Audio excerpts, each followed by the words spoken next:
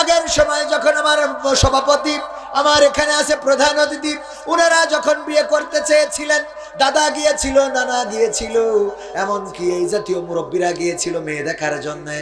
তারপরে যখন মেয়ে আসতেই চায় না, মেয়ে তো আসতেই চায় না, ধরে আনা লাগে। ওরে বাবা, তখন তো পালাইতো কি করতো, পালাইতো যেন আমার বিয়ে দেবে এই শুনে ভয়তে বাড়ি ছেড়ে দিত, ঠিক না সভাপতি? আর এখন আল্লাহ আমার না আজকে দেখতে আসবে, ওরে খুশি, আজ আমার দেখতে আসবে, ঠিক আছে না? নতুন এখন আবার হয়েছে বিয়ে দিতে হলে আগে মানুষ কাইন্দে নাইন্দে একেবারে বেকায় যাবে। আর এখন ওর একদিন আগে বিউটি পার্লারতে সাজায় আনতে হবে, না সাজায় আনলেও বিয়ের পিড়িতে বসবে না। ওরে বাবা, কন্তে সাজাতে হবে, তাও গায়ে বান্ধাই নিয়ে যেতে হবে, নিয়ে যে ওখান থেকে শুধু সুন্দর করে সাজিয়ে আলখাতরা বেগম, আরে বাবা, পরিমাণে সেজে বসে থাকে, ঠিক না বেঠে?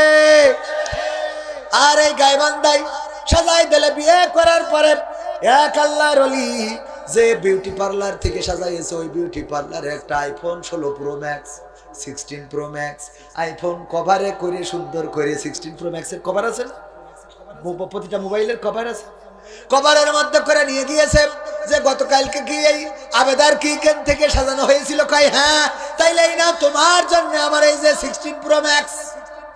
ওরে বাবা, ও তো খুব খুশি যে কার বউ সাজালো, তো কোটিপতির বউ, টাকার তো অভাব নেই। এ যদি 3টে বিয়ে করে, 4টে বিয়ে করে, আরো লাভ, বউ সাজালাম। এত খুশি আপনি আমার পরে, আমার বউ তো আপনি সাজাইছেন, খুশি হব না কেন?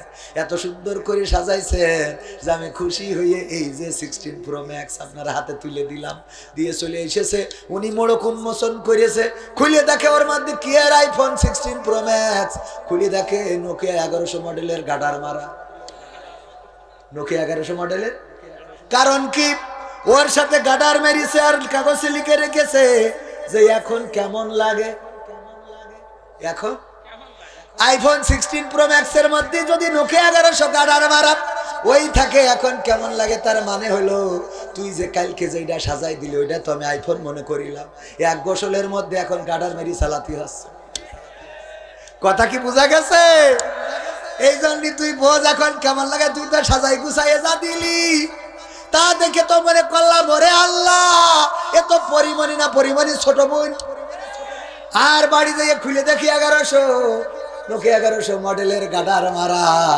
এরপরে মনের দুঃখ প্রকাশ করার জন্য আবার গান গায়, আমি পারি না আর পারি না, আমি কেন মরি না, আজরাইল কি চিনে না আমার গো, আমি পারি না আর পারি না, হয়তো 2 দিন পরে মরবো, আগে মরলে কি ক্ষতি, ওরে এই দুনিয়ার রং তামাশা বুঝলাম না রে এক রতি, ও আমার ঘরের রমণী সেজে কাল নাগিনী, আমারে বাজাইলো 12টায়, আমি পারি না আর পারি না, ঠিক না বেঠে?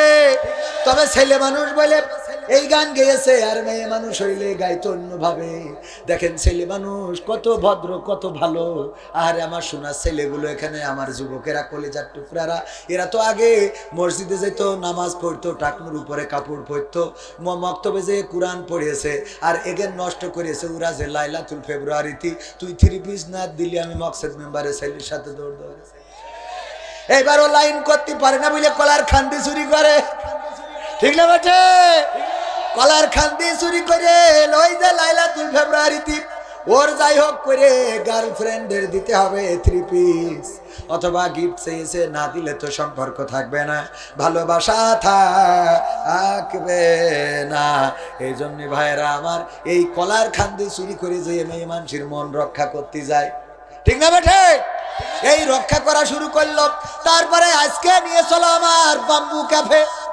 বাহ, কি ক্যাফে? যেই ক্যাফেতে গেলি বাঁশ খাওয়া যায়, কি খাওয়া যায়? বাম্বু ক্যাফেতে নিয়ে যায়। তারপরে আস্তে করে নিয়ে গেল পার্কে, নিয়ে গেল হোটেলে, আবাসিক হোটেলে। এই করে 3-4 বছর ধরে এই মানুষটা আগে কত সুন্দর সুদর্শন চেহারা ছিল, অথচ টিং টিং হয়ে গেছে, মাজার দিকে তাকায় নর কায়দা নেই, ঠিক না বেটে?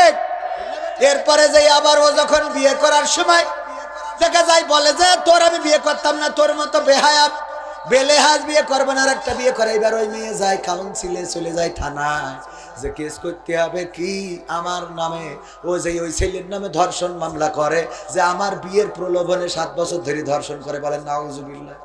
এই প্রলোভন দেখে ধর্ষণ করে না, তুই ওর ধর্ষণ করিস, আমার এটা কদিন ঠিক বলছি না? ঠিক বলছি। সোনার ছেলেগুলো নষ্ট করা হচ্ছে। আমাদের মেয়েরা তারা এখন উল্টো প্রপোজ করে, তোমাকে না বলতে ভালো লাগে। হ্যাঁ, মনে করছেন যে হুজুরের কাছে আসে না প্রস্তাব, হুজুরের কাছে আসে, হুজুর আমি না আপনার ভক্ত। আমি আমার বউ রয়েছে, তোর ভক্ত থেকে লাভ নেই, সংসারে অশান্তি করিস।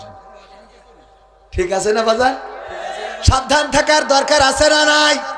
কেন সাবধান না থেকে তো উপায় নাই।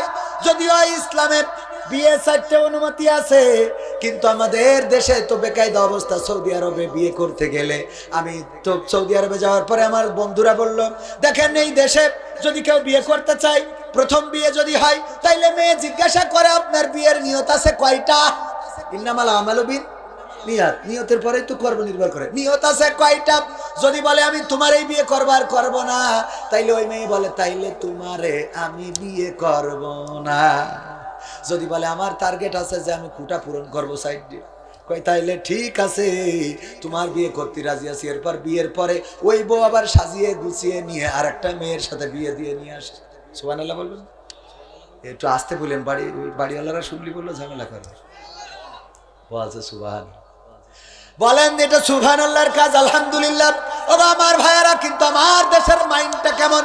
যদি কেউ 2টা বিয়ে করে, কয়েকদিন আগে পত্রিকায় দেখলাম যে একজনের এক হাফেজ আর একটা বিয়ে করার কারণে বউ গলা টিপে মেরে ফেলে। কি করিস? এই দেখিছেন না ডাইরেক্ট? এইটা তো তাও একটা মানে সামাজিকতার মধ্যে পড়ে, কিন্তু আর একটা দেখলাম অসামাজিক, ডাইরেক্ট মেশিন কেটে নিয়ে চলে গেছে। থুয়ে গেলেও তাও তো লাগাই মাগাই নিত, কেটে নিয়ে চলে গেছে ডাইরেক্ট। এই চোখি পড়ে না? পড়ে না?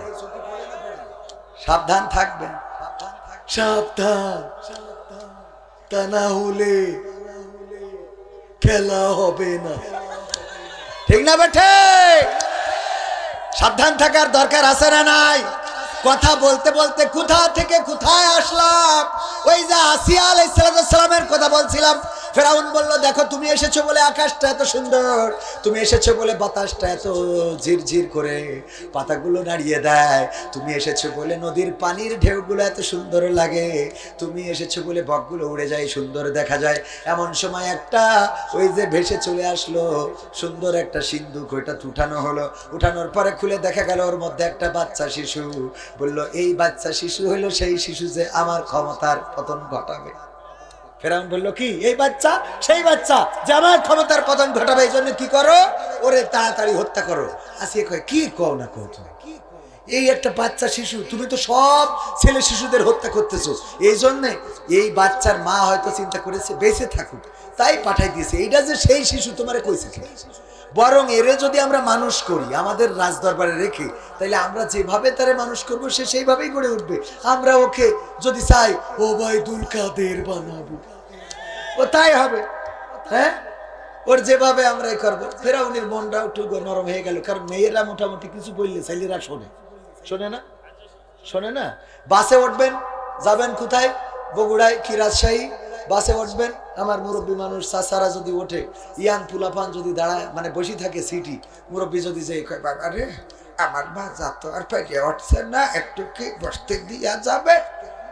টাকা দিয়ে সিট কাটতে। কি জবাব দেয়?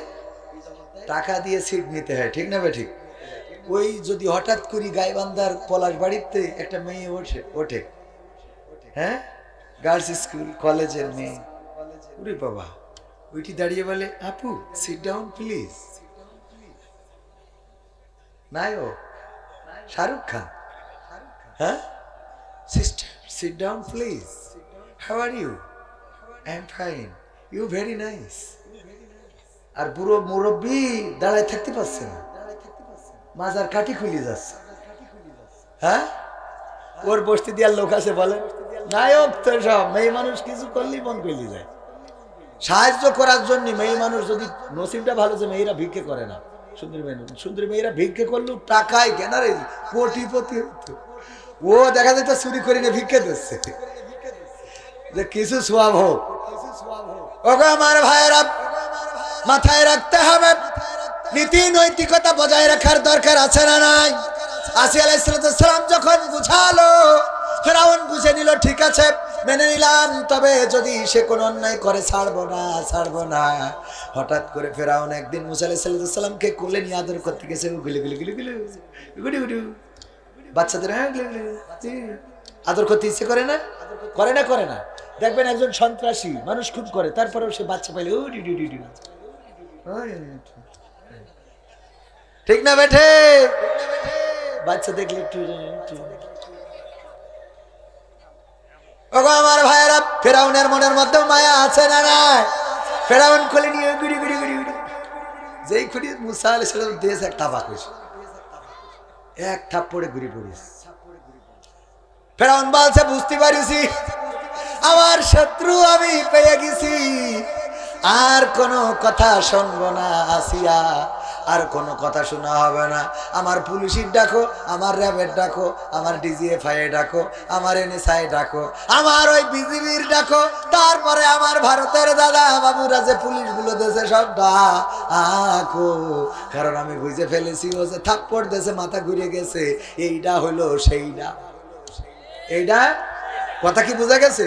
মানে এখন নাই র্যাব আছে, ওই সময় সব ডাকো, এক্ষুনি হত্যা করতে হবে। মুসা আলাইহিস সালাম এই থাপ্পড় দেওয়ার কারণে ছোট বাচ্চা শিশু থাপ্পড় দিল, আর ফেরাউন এই সিদ্ধান্ত নিল। আসিয়া বলল, দেখো তুমি একজন বুদ্ধিমান, তুমি রাষ্ট্রপ্রধান, এই মিশরের গভর্নর, এই মিশরের সর্বোচ্চ ক্ষমতার মালিক তুমি, অথচ এই ছোট্ট একটা বাচ্চা শিশু কি করে খেলতে খেলতে থাপ্পড় দিয়েছে, তাতে তুমি মনে করে নিলে এই মনে হয় সেই সন্তান যে তোমার রাষ্ট্রের চেয়ার ধরে টানাটানি করবে। দেখো আমি বলি, এই বাচ্চা শিশুর সামনে যদি ফুল দাও আর যদি আগুন দাও, দেখা যাবে ফুল বাদ দিয়ে আগুন ধরে বসে আছে, এরকম না? এই কথা বলার পরে ফিরাউন বলছে, আমি মেনে নিলাম। কি মেনে নিলে? আমি পরীক্ষা করব ফুল আর আগুন দিয়ে, যদি ও সত্যি আগুন ধরে তাইলে বাঁচবে, আর যদি ফুল ধরে তাইলে খবর আছে, খেলা হবে। আসিয়া আলাইহিস সালাম বিপদে পড়ে গেল। যাই হাই, বলেই ফেলেছি, মুখ ফসকে বলে ফেলেছি একটা কথা, এখন যদি কোনোভাবে ফুল ধরে তাইলে তো আর বাচ্চাটারে রক্ষা করতে পারবে না। আল্লাহর কাছে ফরিয়াদ করলো, আল্লাহ বাঁচানোর মালিক তুমি, জীবনের মালিক কে? হায়াতের মালিক কে? মৌতের মালিক কে? মনে আছে তো প্রথমেই বলেছিলাম আমাদের জীবন মৃত্যুর মালিক কে? এই আল্লাহ বলতেও জবানে যদি আটকে যায়, ভাইরা আমার, পরকালের ময়দান তো দূরের কথা, অনেক দূরে কবরে যাওয়ার পরে প্রথম প্রশ্নটা কি? মান রব্বুকা, আমাদের কি বলতে হবে? রব্বি আল্লাহ, কি বলতে হবে? সেই আল্লাহর নাম যদি মুখে না জপি, ওই দিন কবরে যাওয়ার পরে আল্লাহ মনে আসবে? কথা কয় না, আল্লাহর মানেনই তো না, মানেন না, মুখেও তো বলেন না, কথা কয় না, মানেন তো না, মুখেও একটু যদি না বলেন, আমাদের জীবন মৃত্যুর মালিক কে? আমাদের সন্তানের মালিক কে? সম্পদের মালিক কে? ওই আল্লাহর নাম নিলে গুনাহ তো হয় না, বরং আল্লাহর শুকরিয়া যারা আদায় করে আল্লাহ তাদের নিয়ামত বাড়িয়ে দেন। বলেন সুবহানাল্লাহ। আল্লাহকে যারা ডেকেছে আল্লাহকে তারা পেয়েছে, আল্লাহকে যারা খুঁজেছে আল্লাহকে তারা পেয়েছে, আল্লাহকে যারা বুঝেছে তারা পেয়েছে, আর যারা বোঝে নাই খোঁজে নাই তারা কোনোদিনও পায়। এই জন্য তাদের দাদার দেশে যাইতে হয়েছে, কারণ আলেম উলামা আল্লাহকে ডেকেছিল, আল্লাহকে পেয়েছে। ওরা বলেছে ৭১-এর রাজাকার, এই মুহূর্তে বাংলা ছাড়। আর আমরা তো এই জাতীয় কোনো কথাই বলি নাই, আমরা খালি বলেছি ক্ষমতা ছাড়, চেয়ার ছাড়। আর ওরা ক্ষমতা তো ছেড়িয়েছে, চেয়ার ছেড়িয়েছে, এমনকি ভিটে বাড়ি সব লিখে দিয়ে চলে গেছে, কথা কয় না। আর আমাদের এত বলেছে ছাড়, আমরা তো ছাড়িনি, আমরা তো দিব্যি ঘুরে বেড়াচ্ছি। কারণ কি? কারণ আমরা মাথা নত করেছিলাম কার কাছে? আল্লাহর কাছে। এই জন্য আমাদের কোনো দুঃখ নেই, কষ্ট নেই। উদাহরণ দিতে যেয়ে বলি, আমার অতিথি সাহেব নাম কি জানো? মমিনুর ভাই গরু পালন করে, মাঠের মধ্যে ছেড়ে রেখে এসেছে গরু খাওয়ার জন্য। গরু ঘাস খাও, মন খুলে যা মনে চাই খাইতে থাকো। আমি একটু মাহফিলে গেলাম, ওই গরু ঘাস খাচ্ছে যখন, পাশ থেকে হঠাৎ করে একটা বাঘ বের হয়ে জঙ্গল থেকে গরুরে দৌড়ানি দিয়েছে ধরার জন্য, গরুর পিছু নিয়েছে। গরু যখন দেখলো বাঘ ধরতে এসেছে, মালিকও নাই, দিয়েছে দৌড়। দৌড় দিয়ে গরু চিন্তা করেছে বাঘের সাথে দৌড়াইয়ে পারা যাবে, বাঘের সাথে তো দৌড়াইয়ে পারা যাবে না, সুতরাং কি করা যায়? আশেপাশে তাকাতে তাকাতে দেখে একটা কাদাওয়ালা ক্ষেত, জমিন এরকম আছে না নাই? এখন তো ধান লাগানোর সময় কাদাওয়ালা ক্ষেত, ওই ক্ষেতের মধ্যে দিয়েছে লাফ, দেওয়ার পরে গরুর 4টা হাত পায়ে একসাথে ডাইবে গেছে। বাঘও গরুর ধরার জন্য যখন লাফ দিয়েছে, গরুর থেকে বাঘের দৌড়ের গতি কম ছিল না বেশি ছিল? কম ছিল না বেশি ছিল? এই বেশি থাকার কারণে এমন লাফ দিয়েছে যে গরুরে রেখে 3 হাত সামনে যেই পড়েছে। 3 হাত সামনে যেয়ে যখন পড়েছে, বাঘেরও 4 হাত পা একসাথে কাদার মধ্যে ডুবে গেছে। যাওয়ার পরে গরু কোনো টেনশন ছাড়াই চুপচাপ হয়ে কাদার মধ্যে হাত পা গেড়ে বসে জাবর কাটাচ্ছে। আর বাঘ ছটফট করতেছে কি করে বের হওয়া যায়, যত ছাড়াইতে চায় তত জড়াই ধরে। এমন আঠা আছে না নাই? ওই যে ইঁদুর দেখবেন যে কোন, ওই যে এখন নতুন উঠেছে আঠা, উঠেছে না নতুন আঠা, এরকম বইয়ের মতো আপনি দিয়ে রাখলে ইঁদুরের মধ্যে আটকা পড়ে মারা যায়, আছে না? ওলামাইদের সর্বসম্মতিক্রমে মতামত হলো এইভাবে কোন ইঁদুর হত্যা করা যাবে, শর্টকাটে মেরে ফেলতে হবে, যারা অনিষ্ট করে মারা যাবে, কোনো আপত্তি নাই। যদি ইঁদুর আপনার ডাব কেটে দেয়, যদি আপনার তরকারি কেটে দেয়, যদি আপনার ক্ষেত খামারে ক্ষতি করে, তাইলে তারে মেরে ফেলতে পারবেন, তবে এমন আঠা প্রয়োগ করে মারা যাবে। এটা কষ্ট দিয়ে মারা, ধুক ধুক করে মারা যায়, অনেক কষ্ট হয়, সুতরাং এভাবে মারা যাবে না। যদি চান ওই যে মেশিন আছে, মেশিনের মধ্যে খাবার দেয়, ওটা দেখে ঢুকে যায়, তারপরে ধরে তারে বাড়িয়ে মেরে ফেলতে পারবেন, অনিষ্ট করলে মারতে পারবেন। বিনা অপরাধে একটা পিপিলিকা হত্যা করতেও নিষেধ করেছেন কে? বিশ্বনবী সাল্লাল্লাহু আলাইহি ওয়াসাল্লাম। কে? বিশ্বনবী বলেছেন অপরাধ না করলে একটা পিপিলিকাও হত্যা করো না, কিন্তু অনিষ্ট যদি করে, সাপ, বেজি, শিয়াল, কুত্তা, বিলাই যদি অনিষ্ট করে মারতে পারবেন, অন্যায় ভাবে মারা যাবে। কথা কি মনে থাকবে? অন্যায় ভাবে মারা যাবে না। এই গরু যখন আটকে গেছে, গরু আটকানো, বাঘ আটকানো, বাঘ ছাড়াতে চায়, ছাড়াতে পারে না। গরু না ছাড়াতে চায় না, শুধু জাবর কাটে। বাঘ বলল, এই গরু তুই তো আসলেই গরু, এই গরু তুই তো আসলেই গরু। কে ভাই কি হয়েছে? কি হয়েছে ভাই? গরুর কথা তোর ভাই কি হয়েছে মানে কি?